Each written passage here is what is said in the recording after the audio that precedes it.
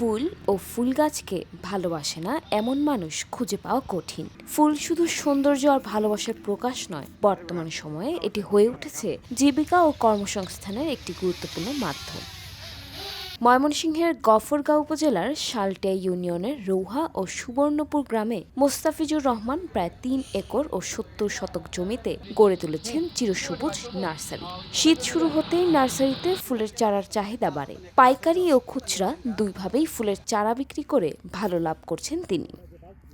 ফুলের চারার পাশাপাশি এখানে পাওয়া যায় ফলজ, ঔষধি ও কাঠগাছের চারা। পার্শ্ববর্তী জেলা ও উপজেলার ক্রেতারা নিয়মিত এখান থেকে চারা কিনে নিয়ে যান। শুধু শীতকালেই ফুল ও ফুলের চারা বিক্রি করে মোস্তাফিজুর রহমানের আয় হয় ৮ থেকে ১০ লাখ টাকা। আমি শীতকালের প্রায় ৮ থেকে ১০ লক্ষ টাকার ফুলের চারা বিক্রি করি।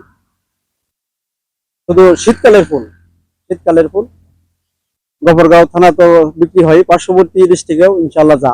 আমার কাছে শীতকালের বিভিন্ন প্রকার চারা আছে, তার মধ্যে গাঁদা, তারপরে দেশি গাঁদা, ইনকা, সাদা গাঁদা, বিভিন্ন আইটেমের চারা আছে। তারপরে গোলাপের চারা আছে, বিভিন্ন প্রকার গোলাপ আছে, গোলাপের চারা আছে। অল্প পুঁজি দিয়ে শুরু করা এই উদ্যোগ এখন বড় পরিসরের নার্সারি ব্যবসায় রূপ নিয়েছে। সংসারে এসেছে সচ্ছলতা। প্রতিদিন নার্সারিতে কাজ করেন ৮ থেকে ১০ জন শ্রমিক।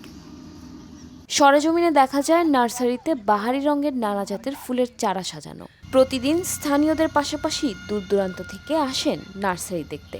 বর্তমানে এখানে রয়েছে শতাধিক দেশি ও বিদেশি জাতের ফুল গাছ, যেমন চায়না ও বারোমাসি গাঁদা, চন্দ্রমল্লিকা, ডালিয়া, ডেইজি, সূর্যমুখী, নানা জাতের গোলাপ, আফ্রিকান টিউলিপ সহ নানা জাতের ফুল, যেগুলোর দাম শুরু হয় ১০ টাকা থেকে সর্বোচ্চ ৪,০০০ টাকা পর্যন্ত।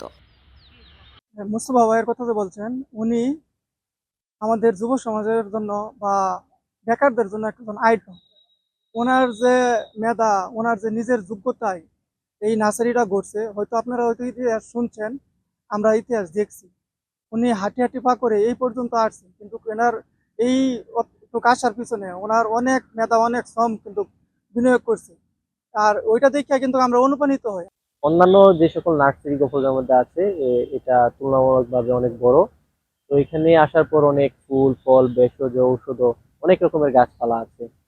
তো হাজারো ফুলের সমারোহ আছে এখানে। নাম না জানা অনেক ফুল, ফল, ভেষজ, অনেক ওষুধ পত্রের গাছ আছে যা আমরা আগে কখনো দেখিনি, বা জানা অনেক গাছ। তো আজকে এখানে আসছি, এসে আমরা এই নার্সারিটা ভিজিট করতে। মোস্তাফিজুর রহমানের এই সফলতা হতাশাগ্রস্ত ও বেকার যুবকদের জন্য হতে পারে এক বড় অনুপ্রেরণা।